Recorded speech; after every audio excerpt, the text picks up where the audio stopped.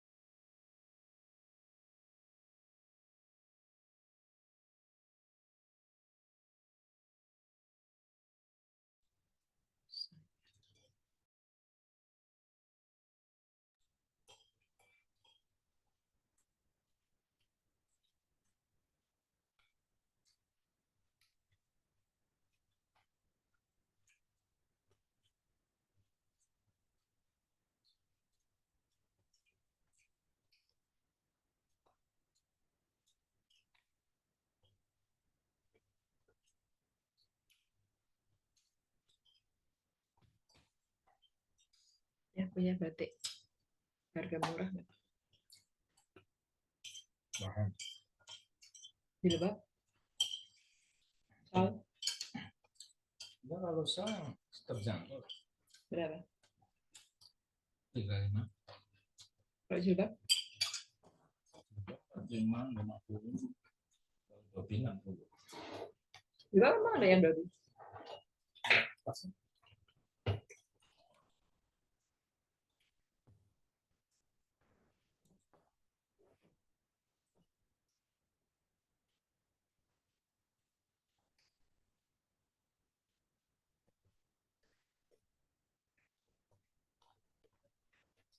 Bapak masih pengen ya deh, masih enak banget.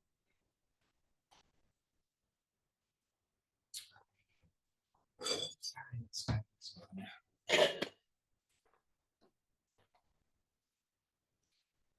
Buat aku ya, jeruk.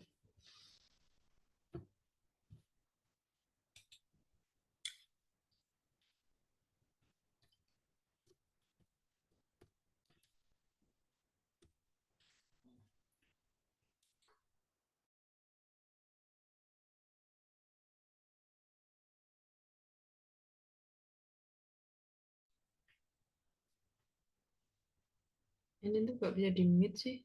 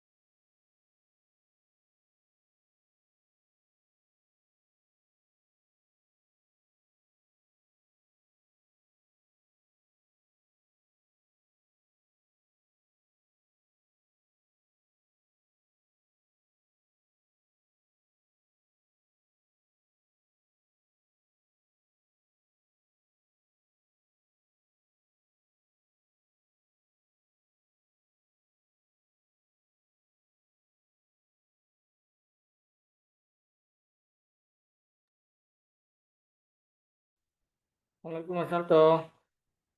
Waalaikumsalam Pak Kadir. Kedengaran nggak ya suara saya? Oke deh. Mbak Uli tadi kok keluar lagi? Assalamualaikum warahmatullahi wabarakatuh. Selamat datang. Waalaikumsalam warahmatullahi wabarakatuh.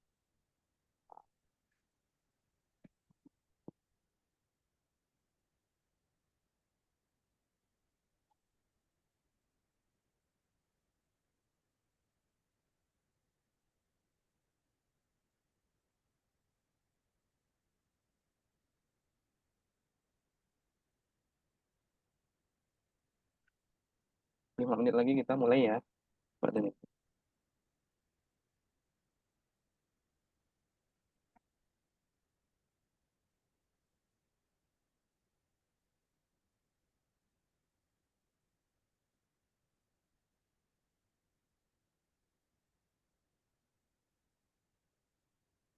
Assalamualaikum, Mas Alto, udah Waalaikumsalam warahmatullahi wabarakatuh. hadir teman-teman semua. Belum mulai ya? Belum 5 menit lagi. 8:05.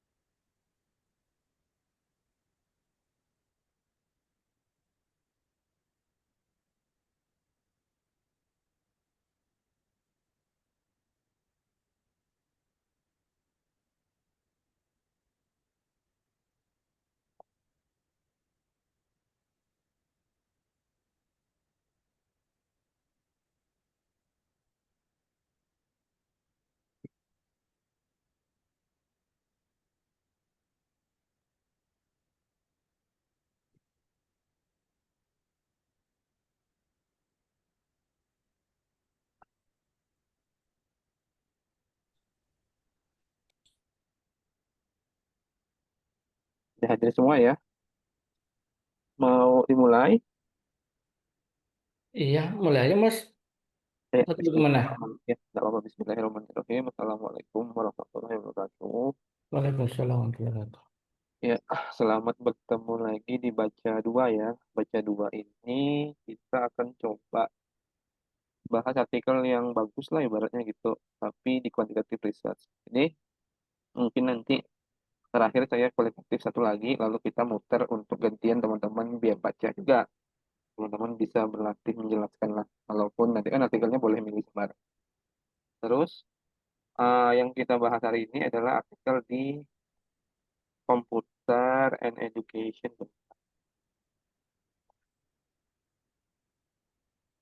Computer and Education Artificial Intelligence. Jadi ini punya Elsafir, dia baru tahun 2022, 2023, 2024, 2025, berarti baru 4 tahun ya, jalan 4 tahun. Ini SJS skornya 5,27, harusnya ini tinggi sekali. Nggak tahu dia terindeks bos atau enggak, belum saya cek.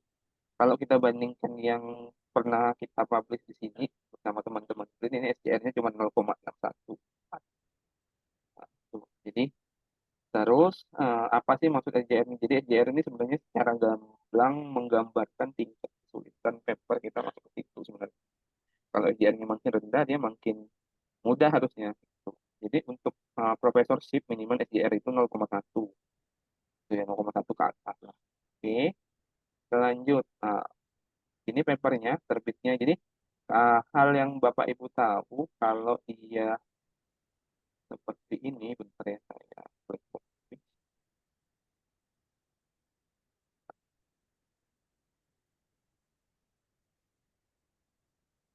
Kita lihat dulu ya.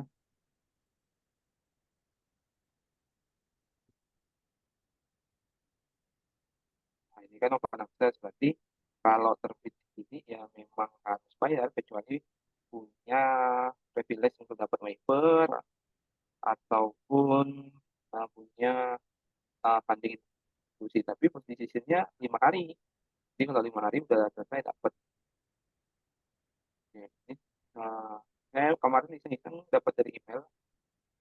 Ini adalah papernya. Saya bentar, saya buka ya.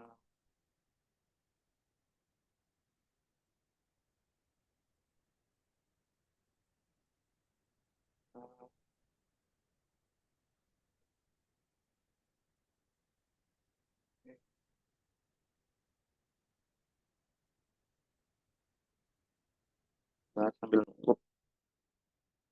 Ini, ini Bapak Ibu lihat ya. Kelihatan nggak? Selesai stop share. Kelihatan ya? Belum, masih proses. Udah. Oke. Oke. Ini jadi ini adalah sebenarnya paper-paper kayak gini paper yang saya kerjakan dulu. Jadi secara sederhana risetnya kita ngembangin terus ngadaptasi atau ngadoptasi di sini lebih tepatnya adaptasi ya, ngembangin adaptasi lalu dicek validity dan reliability-nya, lalu instrumennya jadi. Terus di sini ada objective measurement of AI literasi dalam grup center statistik dan individual center statistik. Objective measurement itu artinya secara kasar paper ini pakai IRT atau rasa analisis. Nanti kita belum lihat. Nah, oke, kita lihat ya sebelumnya. Oke, ada yang menarik di sini kalau Bapak kita pelan-pelan habis ya.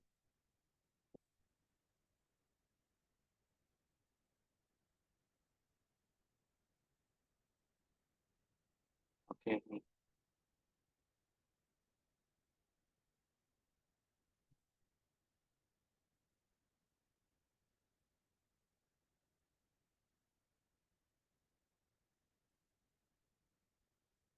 Oke, ini biasanya Bapak Ibu kan ketemu di study Introduce bla bla bla bla bla gitu ya. Tapi ini ada satu kalimat yang nyebutin urgensi atau gap. Namanya ini problem statement sentences saya bilang. Jadi misalnya kalau misalnya kita mau meneliti misalnya anggaplah numerasi, kan? Contohnya gini, berarti numerasi itu menjadi program hacklet pemerintah, namun hasilnya belum terlihat. Itu salah satu penyebabnya mungkin kurangnya instrumen untuk mengukur itu sebenarnya. To address this limitation, bla bla bla. Jadi mulainya sebenarnya abstrak ini dari mana? Tadi nih, terus jadi dia mau mengenalkan namanya EI kompetensi objective scale ICOS nih. Jadi dia pakai instrumen grounded in competency oriented framework sama objective measurement lah kita gitu.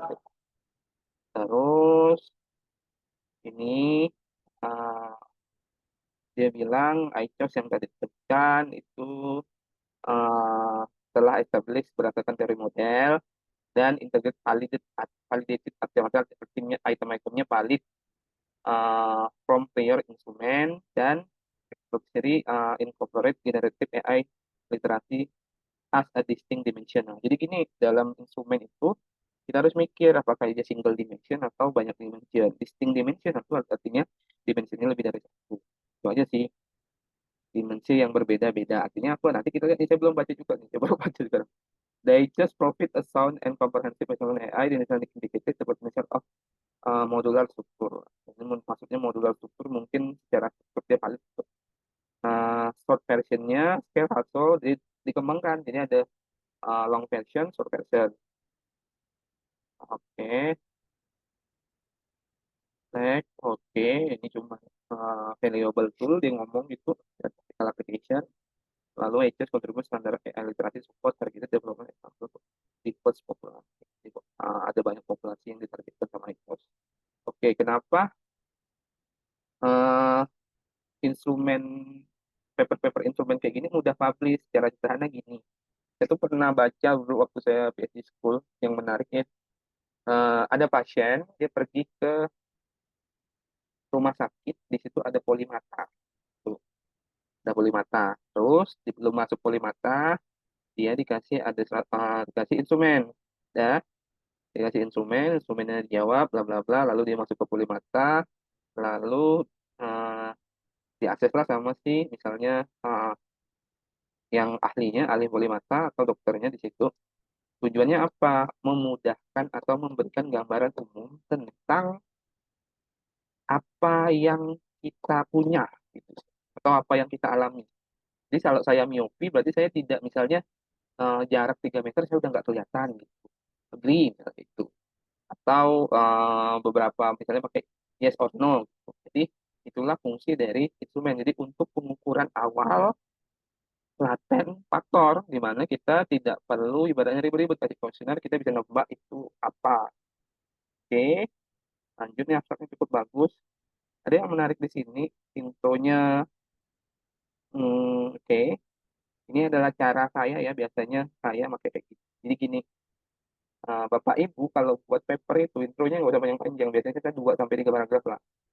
Jadi pertama dia ngomongin the proliferation of artificial intelligence in transforming both personal profession and personal sphere. Ini nih sebenarnya kalimat ini nih itu adalah kalimat yang mengarah sama fact. Jadi paragraf fakta-fakta gitu, temuannya apa dan sebagainya. Oke. Terus biasanya dalam kalimat paragraf fakta-fakta ini biasanya dia itu punya conjunction yang menandakan itu recent gap. Nah, contohnya gini ya, saya belum baca nih. Ya, bla bla bla. In daily life, has bla bla bla. Jelasin supaya compare with the accessible. Is open that has for example, skill predominant auto this so far subjective self-assessment have been predominated, telah mendominasi. Namun this dependent heavily on self-assessment skill and subjective to the person on bias. Jadi kalau bias itu biasanya muncul kalau di grup center statistik tuh. By contrast, objektifnya yang belum ada, yang pakai rasa analisis, pakai RT. Nah, ini adalah kalimat gap.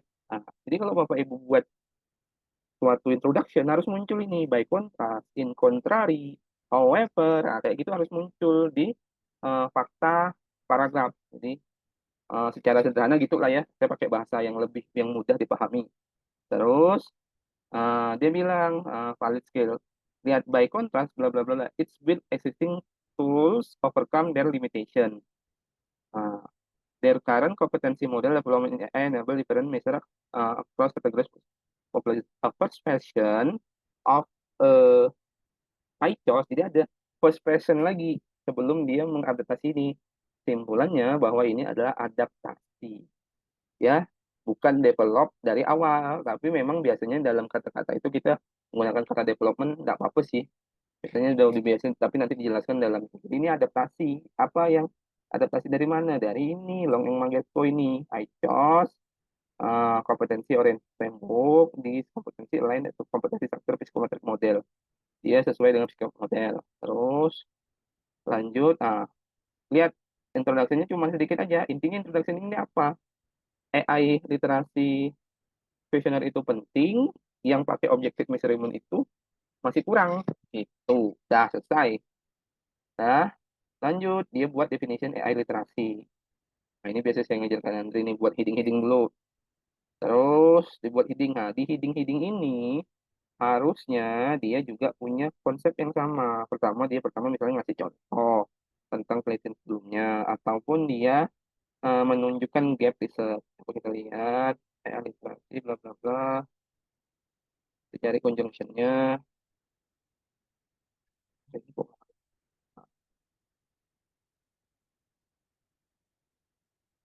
Ini kayak gini, ini penting nih untuk ngambungkan.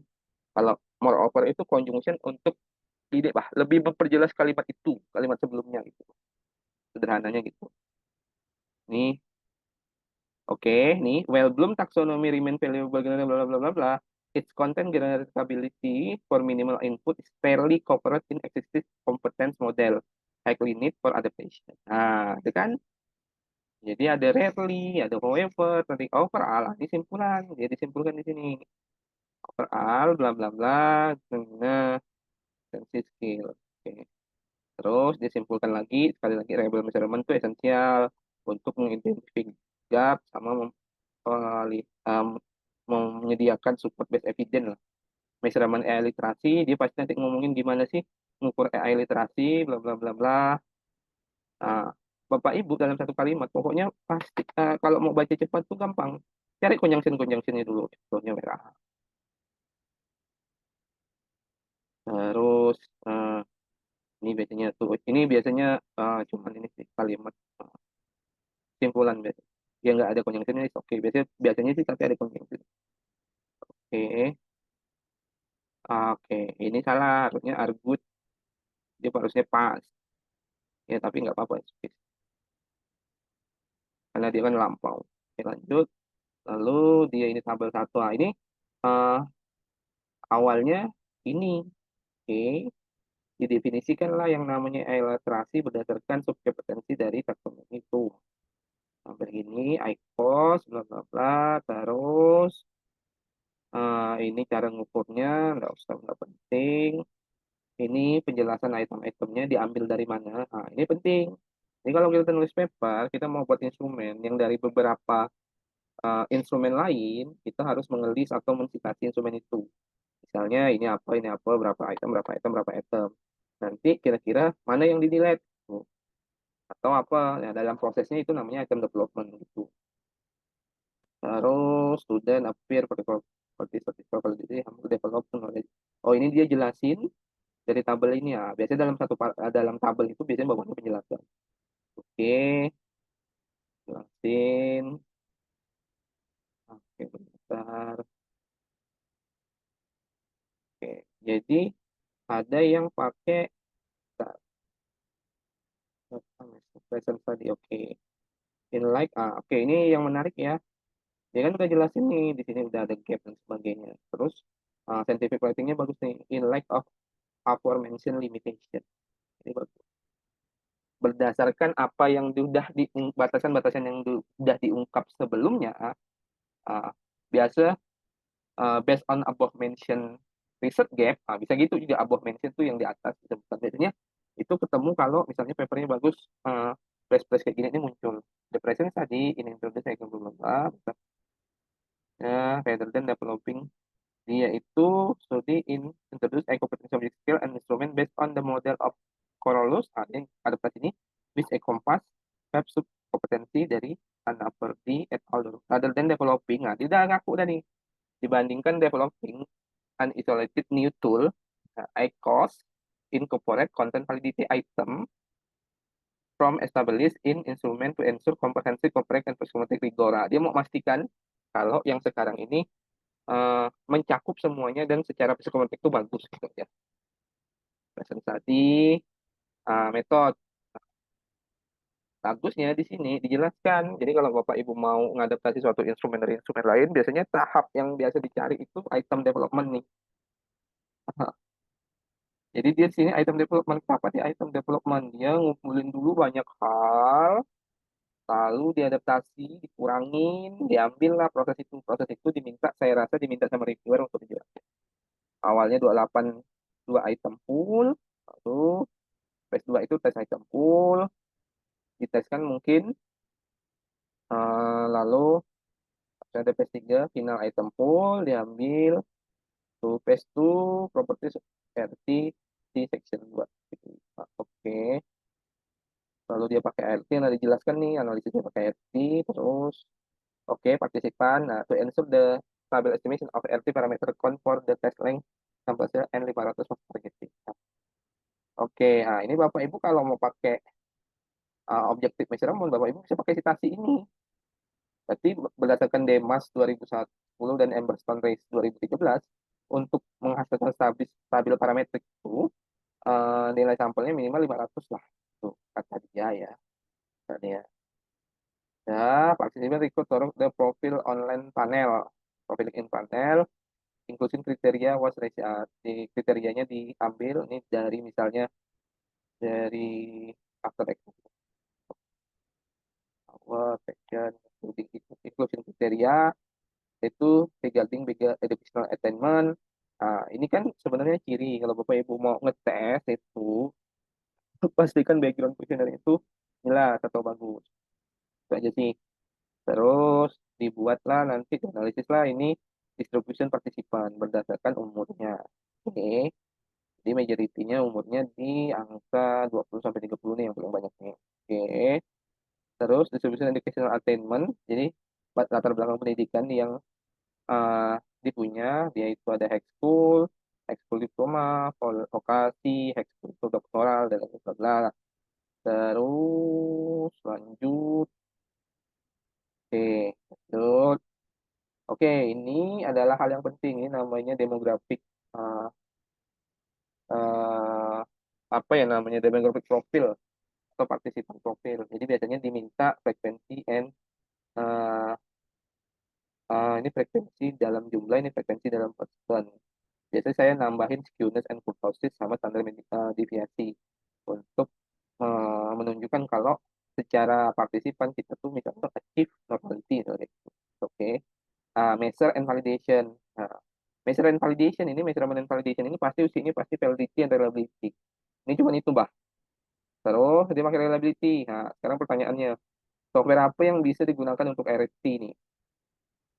RT kan ada software ini. Salah satu software yang bisa segala badak yang bisa segala itu adalah M+. M+ itu bisa RT. Jadi reality, reliability, lalu structural validity, convergent validity, diukurnya juga. Oke, lanjut. Yaitu discriminant validity, criterion validity. Ya, kalau criterion validity ini dia harusnya membandingkan dengan yang sebelumnya. Kalau kriteria yang berdasarkan validity kriteria. Nah, control question ini baru saya temukan, mungkin ada proses tambahan ya. Jadi setahu saya yang wajib itu adalah structural validity, dia pakai CFA, mungkin nah betul ya, confirmatory factor analysis. Convergent validity, dia convert faktor loadingnya biasanya di atas 0,4 minimal untuk setiap item. Lalu discriminant validity, korelasi di setiap dimensi itu tidak boleh besar. Intinya kayak gitu. Jadi kalau apa sih diskriminan? Diskriminan itu artinya distinct. Distinct itu artinya berbeda. Jadi suatu item harusnya tidak boleh punya korelasi yang tinggi antara satu dimensi tidak boleh punya korelasi yang tinggi, misalnya lebih dari 0,8 gitu. Dia bisa pakai threshold sendiri. Di sini lihat unrelated contract remain or below R 0,2. Kan betul kan? Saya enggak ini nih, saya udah baca, saya baru baca nih. Oke, lanjut. Jadi reliability-nya 0,2, below 0,2. Dia maunya kayak gitu. Itu sih. Ini prosedur gimana melakukan surveinya, online using Social Survey, Liner 2024. Surveinya hampir 1 jam. Oke, oke, ini analisisnya, item respon teori. Nah, ini LT parameternya apa sih? Ibaratnya kalau dalam, ya kalau dalam RAS sama juga sih, intinya tuh parameter-parameter untuk menentukan dia itu valid atau tidak sih di situ, reliable, valid atau tidak. Terus dia pakai unidimensionality. Nah, ini masalah. Kenapa harus unidimensionality? Padahal dia kan udah jelas tuh multidimensionality. Nah, ini biasanya kalau Bapak Ibu tidak bisa menjawab ini di top jurnal, biasanya kena reject gitu.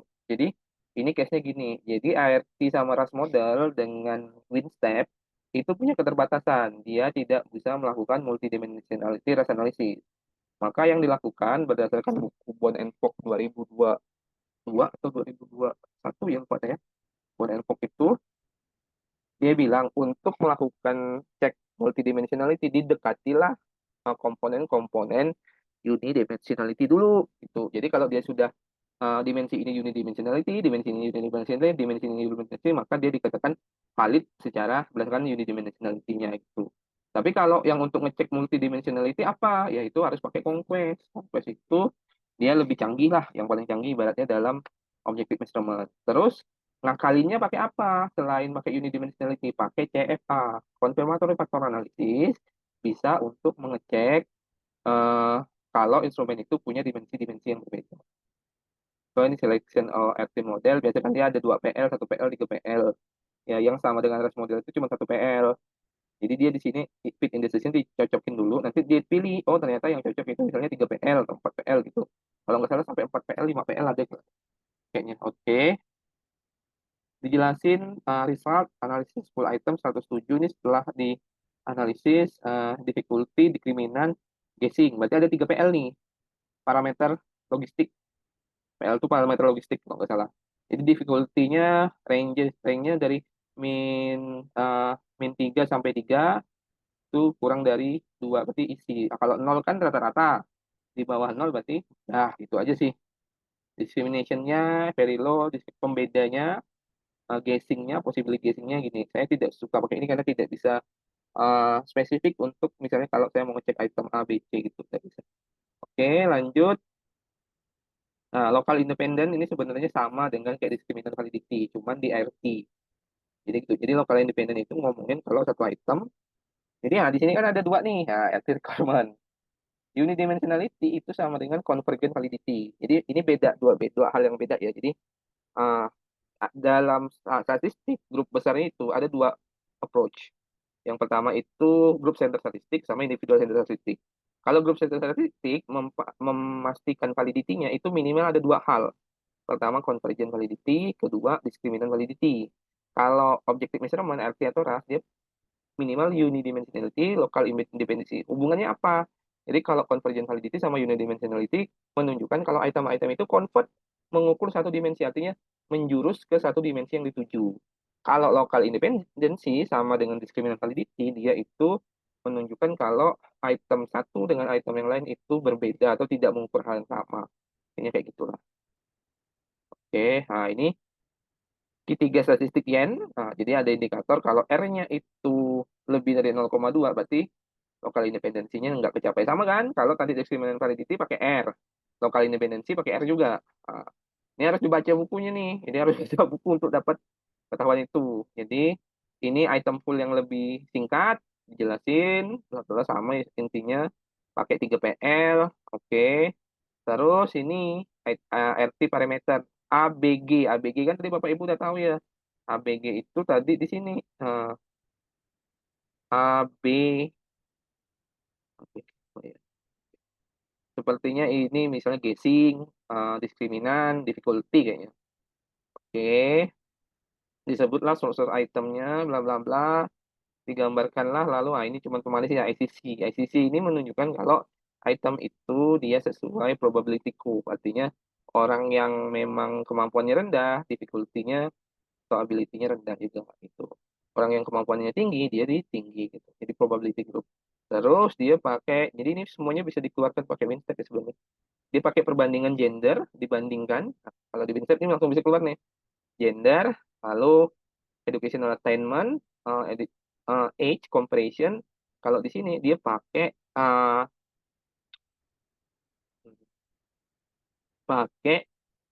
t-test atau ANOVA. Jadi kalau lebih dari 3 dia pakai ANOVA, 2 itu pakai t-test. Oke, profesional academic background dibandingkan. Bapak Ibu familiar dengan ini kan? Ini namanya apa? Right, map atau item person map yang gambarkan personality sama item difficulty. Sebarannya gitu. Apa sih yang menurut kalau secara gambar misalnya kalau orang yang belajar psikometrik kalau ngelihat ini, oh oke udah gitu, karena ini adalah item yang dikembangkan, bukan mengukur, judulnya itu dikembangkan. Kalau dia menunjukkan garis normal, semuanya ini kan eh partisipan ya, ini itemnya itu pertama partisipannya normal, udah itu itemnya itu tersebar di tiap titik. Nah, ini berarti instrumen itu mampu mengukur semua jangkauan partisipan yang dia mau. Tapi kalau mengukur terkadang itu tidak terjadi seperti ini, ya nggak apa-apa, itu argumentasi. Ya, itu nggak dari buku tuh, itu harus belajar tuh. Jadi harus baca artikel. Nah, ini untuk tes information curve, ini ada di Winstep juga untuk melihat dia datanya normal aja sih sebenarnya. Oke. Lalu dia mengajukan yang 51 item, shorten version, dijelaskan, dikasih, oke, nih, scale, reliability, and standardized item factor loading. Item factor loading nih, berarti ini hasil dari apa? Siapa yang tahu? Ada yang tahu nggak? Hasil dari analisis apa? Confirmatory factor. Ada nggak item yang jelek? Banyak. Nih. Jadi dia cuman mungkin nggak dijelasin ya kalau orang harus baca statistik dia harusnya tahu kalau memang short perfectionnya berarti yang di atas 0,4 aja yang diambil nih. Berarti harusnya ada 2 kali proses lagi untuk mendelete yang jelek-jelek itu. Nah ini heterothrade, monothrade, HTMT ratio between AI related sub kompetensi. Nah ini gini, ini HTMT ini digunakan untuk discriminant validity. Kalau nilai ini yang di bawah-bawahnya itu lebih kecil dari yang nilai 1 ini, setiap variabel, maka dia adalah diskriminan. Ini kan lebih kecil semua ya. Diskriminan. Tuh. Ini apa? Intercorrelation between subscale dan echo. Nah, ini apa? Ini biasanya menunjukkan kalau intercorrelation itu ada korelasi antara. Tuh. Bapak Ibu lihat enggak? Misalnya kalau dia tidak berkorelasi satu sama lainnya, harusnya dia kan distinct atau diskriminan. Lihat di sini, ternyata kalau kita lihat tuh, majority itu lebih dari 0,2 kalau pakai standar dia ya. Jadi di sini sebenarnya kalau kita lihat ya tidak diskriminan item yang dikembangkan. Tapi di sini fungsinya dia mau lihat korelasinya besar atau kecil gitu sih intinya. Tapi kalau yang benar-benar statistik paham, ini kemungkinan akan sulit untuk paham sih. Tapi tidak apa-apa, strukturnya udah bagus kok. Oke, lanjut. Oke, ini cuman unidimensional model. Ini cuman menentukan fit indices untuk setiap CFA yang dilakukan. Nah, itu. Jadi berapa kali di CFA nih? 1, 2, 3, 4, 5, 6. Harusnya ada 6 kalau kita lihat di sini. Harusnya ada 6 ya. Nah, harusnya ini ada 6 nih. Tabel 4 sih, tabel 4. Mana tabel 4? Tabel 4 apa 4? Tabel 4 gitu. Oke, dia pakai ini lagi, item loading lagi. Cuman saya nggak tahu nih gimana bisa ngeluarin diskriminan atau difficulty di faktor loading ini. Intinya ini jelek karena di bawah 0, ini jelek itemnya, ini jelek. Nah, berarti kalau mau di delete ada yang harus di delete lagi, dilakukan yang tadi lagi, diuji lagi normalisasi dan sebagainya. Intinya dia mencoba mencari yang paling fix lah, high cost short version XP ini. Artinya dia udah dikurangin yang tadi, tapi masih ada beberapa yang jelek. Terus harusnya discussionnya itu seputaran hasil dari yang didapatkan.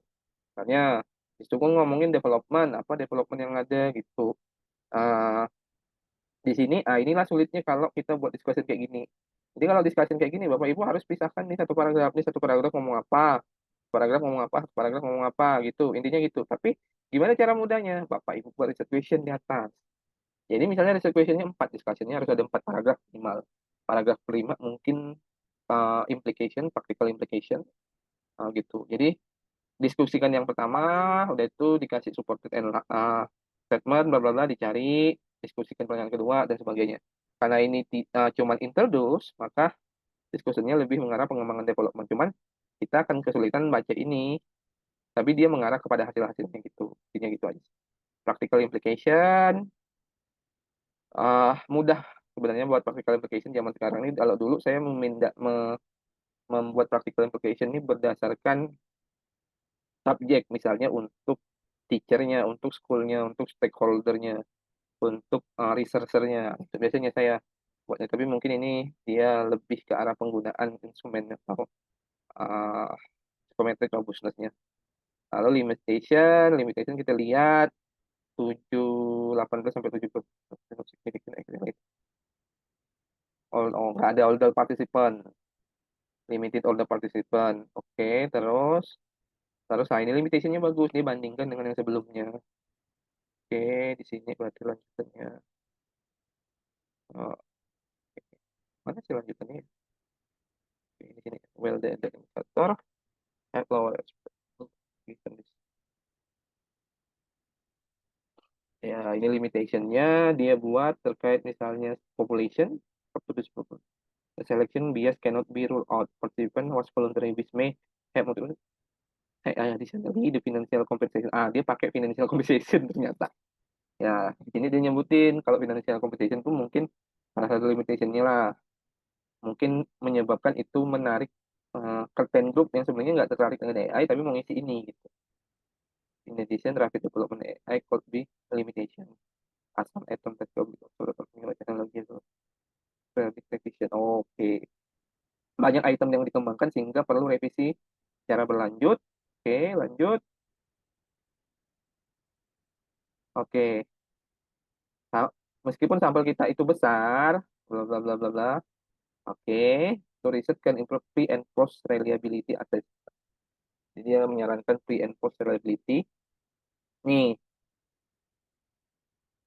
lihat ya. Future study could further investigated invariant using diff method. Diff ini sangat powerful. Jadi diff ini tidak hanya membedakan grupnya, tapi membedakan itemnya. Jadi bisa tahu, misalnya gini, tandanya gini, saya punya item nih. Jadi kenapa diff ini jadi powerful? Kalau di analisis saya biasanya pakai diff. Jadi gini contohnya, misalnya saya punya suatu tes. Tes itu tes matematika gitu ya. Atau tes biologi lah, sederhananya gitu ya. Biologi itu tesnya tentang organ reproduksi. Saya tes lah nih, ada partisipannya laki-laki perempuan. Terus masalahnya saya pakai di tes, oh ternyata tidak ada perbedaan antara laki-laki dan perempuan. Tapi setelah saya pakai diff, ternyata ada perbedaan. Dan diff bisa mendeteksi item mana yang berbeda. Misalnya gini, ternyata perempuan itu lebih paham tentang organ reproduksi untuk bagian, misalnya bagian apa kelamin atau bagian apa gitu yang lebih terkait sama organ reproduksi mereka dibandingkan yang laki-laki gitu. Nah, itu diff, kekuatan dari diff. Oke. Lanjut. Oke, masih diff.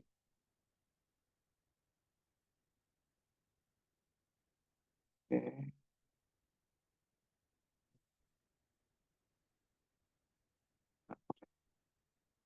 Dia lihat, dia bilang kalau psychometric property ini mungkin beberapa item tuh nggak bagus loh untuk menangkap latent construct-nya. Ya. Dia ngakui di limitation ini, nevertheless, this is suggest that the skill could be reviewed and if necessary revised in the future study. Oke. Tapi dia ngaku nih memang hasilnya jelek. Jadi kalau saya lihat hasilnya memang tidak bagus ya di atas tuh. Tapi dia sebut itu di limitation. Mungkin perlu direview atau direvisi lagi. Lalu ada poin yang menarik ini, dia ada conclusion. Ya, conclusion intinya tentang pengembangan ini apalah gitu. Harusnya menjawab terkait itu solid foundation dan di pokoknya valid and reliable, intinya kayak gitu sih berdasarkan objective measurement. Harusnya konklusinya gitu. Credit author statement, ethical statement ini biasanya template ya. Oke, di sini daring the preparation of work, the author utilize bla bla bla bla. Declaration competent interest, yaitu ini knowledgement, didapat Jerman Federal Ministry Labor and Social Affairs. Ini supplementary datanya, jadi data-data yang tadi ada, kalau kita bisa download ini bisa dapat. Tapi kalau Bapak Ibu kalau lihat ini bentar ya. Ini kan di sini. Ya, Bapak Ibu bisa download. Saya nggak tahu, saya nggak buka ini, tapi intinya mungkin datanya disebar atau berapa kali ini mungkin harus dijelaskan nanti appendix berapa. Itu aja sih Bapak Ibu. Jadi kenapa Bapak Ibu terkadang kesulitan baca quantitative research, apalagi yang di top jurnal, karena ilmu di Indonesia itu nggak sampai ke sini. Jadi saya dapat ilmu ini dari mana? Dari membaca. Kedua, dulu di PhD student itu course-nya ya tentang ini semua, tentang gimana cara pengukuran PISA tuh kayak gimana gitu. Jadi sejauh-jauhnya quantitative research di Indonesia itu jarang ada yang sampai tinggi-tinggi gitu. Karena banyak sekali celahnya gitu. Contohnya misalnya gini, kalau kita ngomongin tentang validasi isi, kita ngomongin validator suruh ngisi 1, 2, 3, 4, 1, 2, 3, 4, terus kita bilang valid, ini valid secara validasi, itu salah kaprah, udah pasti kena reject tuh baru masuk gitu, salah satunya. Harusnya pakai money letter, manifested letter masterman gitu. Banyak sekali hal-hal yang misalnya kemarin Pak Kadir itu kemarin kan kategorinya pakai misalnya Saifuddin Azhar ya 2019. Misalnya tinggi sedang rendah. Nah, nggak ada kayak gitu di internasional. Dia harusnya di scaling sendiri, dibagi sendiri, bisa bagi 3, bagi 4, bagi 5. Ya Mbak Rahmila salah satu yang pernah melakukan ini ya. Dan itu scalingnya lumayan banyak kerjaan ya, karena harus dihitung logit itemnya satu-satu, dimasukin tabel. Tapi nggak salah tabelnya dulu udah saya kasih lah ke Mbak Rahmi. Oke, udah ya kira-kira begitu Bapak Ibu. Ini jadi kalau Bapak Ibu punya instrumen, apakah bisa publish ya? Bisa. Contohnya kita cari yang gampang aja ya. Kita cari yang gampang. Kita belajar yang gampang lagi. Yang ini misalnya. Ini ya ini yang kita pernah publish di yang mudah. Jadi kalau dibandingkan tadi lebih jauh lebih mudah gitu. Intinya gitu aja sih. Ini open nggak sih? Oh ya open. Udah oke. Ya ini pakai rasa analisis. Ya langsung aja ini pakai disadi bla bla bla bla using rasa analisis bla bla bla bla. Lalu this result not only profit bla bla kayak contribution sama metodenya kita lihat. Oke, riset design. Di sini saya ngasih nama ini pre-sesi questionnaire. Jadi untuk school internship. Adaptasinya dari mana? Itu kan pertanyaannya. Adaptasinya dari Bandura. Bandura yang ngomongin tentang adaptasi. Ada di sini nih. Nah, nih skill daring internship questionnaire was developed based on Bandura. Berarti kalau was developed based on ini sebenarnya bukan develop, adaptation. Cuman bahasa kerennya gitu lah. Tuh. Jadi saya tampilkan nih appendix satunya untuk instrumennya. Jadi gimana saya ngadaptasi ini? Gampang, saya masukin aja self efficacy-nya punya Bandura di AI, lalu saya bilang tolong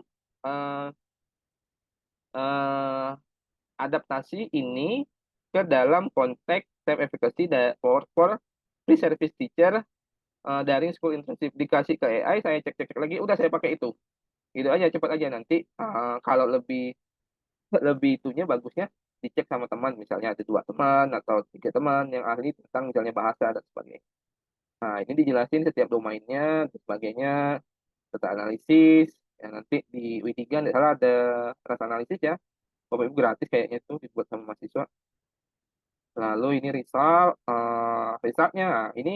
Inilah cara saya. Bapak Ibu nggak perlu niru, tapi kalau mau niru ya silakan. Saya itu kalau ngajarin orang supaya nggak bingung, saya selalu memblok itu jadi research question. Nah, ini penting. Kalau saya memblok research question, maka resultnya itu harus mengarah ke research question. Discussionnya juga per paragraf, at least mengarah ke itu. Jadi kalau misalnya research question ini 1, di resultnya itu harusnya menjawab nomor 1, nih 3.1. Ada 3.2 enggak? Ada 3.2, ada 3.3 enggak? Ada 3.3. Oke, 3.3 habis kan? Karena resultnya cuma 3. Discussion-nya lihat 1, 2, 3, 4, 5, 6, 7. Awalnya sebenarnya saya mau bahas 3 itu aja, tapi dalam perjalanannya reviewer minta tambahin, misalnya efek apa-apa. Ya itu oke lah dalam perjalanannya. Nah ini div analisis nih, jadi div analisis itu bisa ngelihat per itemnya. Mana yang lebih tinggi, mana yang lebih rendah. Udah research implication saya buat practically dan theoretically. Lalu conclusion, credit after statement, informed conscience, kita pakai data RIN, disimpan di RIN. Biar ini sebagai contoh teman-teman, kemarin saya buat ini. Ethical approval kita tulis, saya tulis semuanya. Lalu declaration of use AI, finding statement, competing interest, acknowledgement. Nah, ini instrumennya nih. Biasanya ada yang ada instrumennya, ada yang tidak. Oke. Dan kira-kira gitulah kalau Bapak Ibu punya kuesioner ini, pilihannya itu banyak, tergantung riset question. Bapak Ibu punya kuesioner, apakah riset question itu cuma validity dan reliability, atau ada hal yang lain. Kalau di sini kan validity dan reliability, yaitu gimana self efficacy beda berdasarkan dimensinya. Ada nggak gender bias dalam self efficacy full internship program, itu aja sih. Oke, udah Bapak Ibu. Ya nanti saya minggu depan sekali lagi nanti saya buat jadwalnya, teman-teman bisa cobalah nanti belajar pelan-pelan aja sih sambil diskusi. Ya, ada pertanyaan? Ada pertanyaan nggak nih? Kalau nggak ada pertanyaan tutup nih. Iya, Mas. Iya. Banyak pertanyaan tapi belum bisa disampaikan. Kenapa? Apa namanya kalau kita mau mengembangkan instrumen atau mengadaptasi itu memang harus ada rujukan satu atau bisa nggak Mas dari beberapa teori terus kita rangkum gitu Mas? Jadi gini, apa beda sih development sama adaptasi secara sederhana? Gini, kalau pure development dia itu cuma tidak ada instrumen sebelumnya tapi ada teorinya. Nah, itu bisa development. Tapi kalau adaptasi biasanya dia ada instrumen sebelumnya, kita sesuaikan konteksnya dengan konteks kita. Contohnya kalau tadi saya kan self efficacy dari Bandura yang untuk guru, saya adaptasi jadi self efficacy untuk prescriptive teacher daring school internship. Itu aja sih. Oh, jadi Kalau kalau ada belum teorinya. baru kita mengembangkan ya. Tapi kalau Ya, udah sebelum itu ada, nggak ada itu kita hanya tapi mengadaptasi. adaptasi. Walaupun di situ kata-katanya develop. Oke oke. Nggih, Kalau makasih. adopsi apa berarti? Ada tahu nggak adopsi? Adopsi itu berarti ini ya hampir gimana ya kalau adopsi di Berarti atas di bawahnya adaptasi ya Mas? berarti pakai tanpa merubah konteks. Misalnya kalau Bapak Ibu pakai instrumen tapi Bapak Ibu tambahin itemnya, itu adaptasi udah. Tapi kalau Bapak Ibu tidak menambah item apapun, tidak merubah apapun, tetap dalam bahasa itu, wah itu adopsi. Jadi memang kalau kita ngerubah ke konteks riset kita pasti adaptasi, itu aja sih. Kalau adopsi berarti kan kita hanya memakai saja ya Yang maksudnya. memakai Memakai saja tanpa merubah bahasanya, tanpa menambahkan itemnya dan sebagainya. Misalnya untuk mengukur apa kita menggunakan instrumen tersebut gitu ya. Itu bisa disebut adopsi. Bisa kalau nggak kita rubah. Tapi kalau kita rubah misalnya bahasanya, itu udah adaptasi. Hmm, oke oke. Udah. Nggih, nggih. Ya, kalau Bapak Ibu mau belajar tentang quality and reliability ya pakai group center atau objective measurement, RT atau RAS. Kalau group center Bapak Ibu berarti pakainya confirmatory, factor analysis, exploratory, factor analysis. Tapi kalau objective measurement pakai LP, RAS model gitu-gitu. Itu aja sih. Ada lagi? Izin sharing Mas Harto. Oh iya iya iya. Pengalaman di mana di institusi saya. Jadi beberapa mahasiswa itu biasanya kan misalkan mengembangkan suatu media, kemudian menilai media itu. Nah, di sini seringkali banyak praktik bahwa mereka itu membuat instrumen tanpa dinilai atau tanpa divalidasi, kemudian dipakai dan itu di approve sama dosen pembimbing. Nah, itu alangkah baiknya gimana ya cara kita apa, memberikan masukan atau saran untuk masuk ke sana karena praktik ini eh, Memang menjamur lah ibaratnya. ya itu di apa di tempat saya banyak sekali seperti itu. Bagaimana cara memberitahu mereka? Oh gini loh cara apa, membuat instrumen yang benar harus dilakukan seperti ini seperti ini. Oke. Jadi kalau kita buat instrumen, memang itu yang sebelum langkahnya kita teskan ke buat media juga sih, buat media ataupun buat instrumen. Kalau konten validity di Indonesia itu nggak masuk lah pokoknya. Kalau kita pakai yang misalnya baik, sangat baik, rendah gitu, Yes. nggak masuk Yes. lah itu. Mau validatornya 4, 5 itu. Nah, caranya adalah satu-satunya cara yang mungkin didekati adalah pakai manifest price measurement. Manifest Attachment Measurement itu melihat interaksi rater. Jadi instrumen itu kamu kasih ke rater 4 orang, dibuat rubrik, baru dinilai, baru dianalisis pakai Manifest Attachment Measurement. Itu gimana contohnya yang sederhana? Ya misalnya gini. Ya. Ini. Nah, ini kan sebenarnya cuma buat worksheet. Ya, worksheet. Terus dipakai Manifest Attachment gitu. Ada nggak Mas yang lain? Ada. Hanya cuman nih, Manifest Attachment Measurement ini punya kelemahan. Jarang dikenal orang. Jadi orang bahkan yang bisa statistik, grup center statistik, task model dia biasanya nggak kenal Manifest Attachment model analisis. Padahal Manifest Attachment model analisis ini bisa untuk melihat interaksi rater ketika menilai instrumen yang kita kembangkan. Entah itu media, alat, ibaratnya bahan ajar, esai, dan sebagainya. Jadi kita bisa lihat apakah dia valid berdasarkan interaksi rater, apakah misalnya dia ada item-item yang misalnya tidak valid, atau apakah dia misalnya ada terlalu misalnya mudah linien atau saver ngasih linien, terlalu mudah ngasih nilai atau sulit ngasih nilai.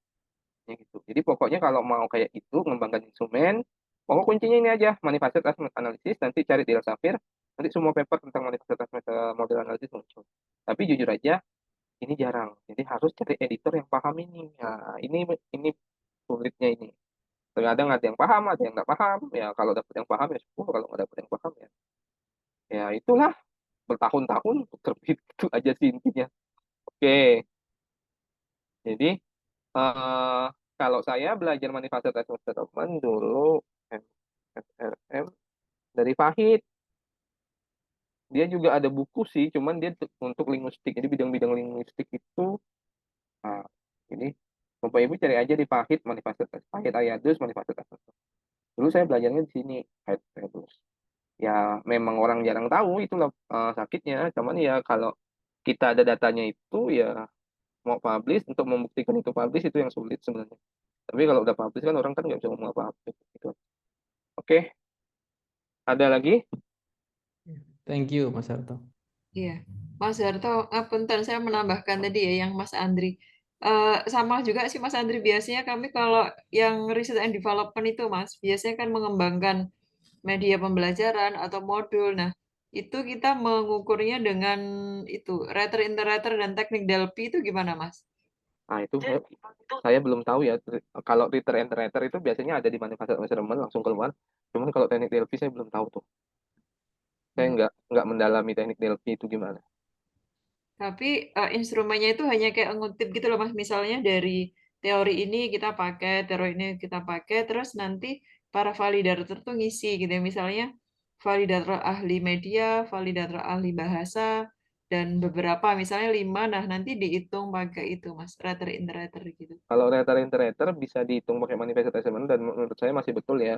Cuman kalau Bapak Ibu tambahkan itu, lalu dikasih min, lalu dikasih kategori, ya itu salah. Itu aja sih.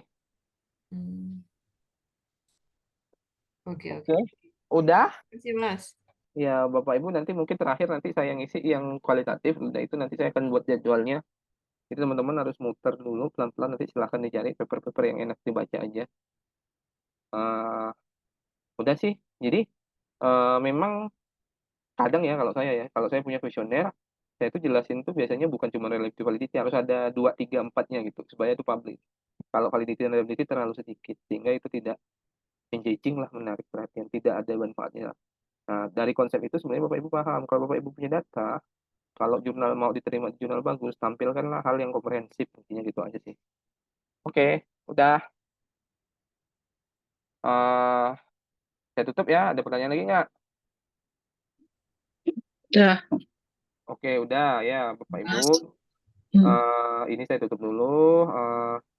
Terima kasih partisipasinya. Wabillahi taufiq wal hidayah. Wassalamualaikum warahmatullahi wabarakatuh. Waalaikumsalam warahmatullahi wabarakatuh. Terima kasih, Pak. Terima kasih Mas Harto untuk ilmunya malam ini. Thank you, Mas. Ijen Lab. Izin.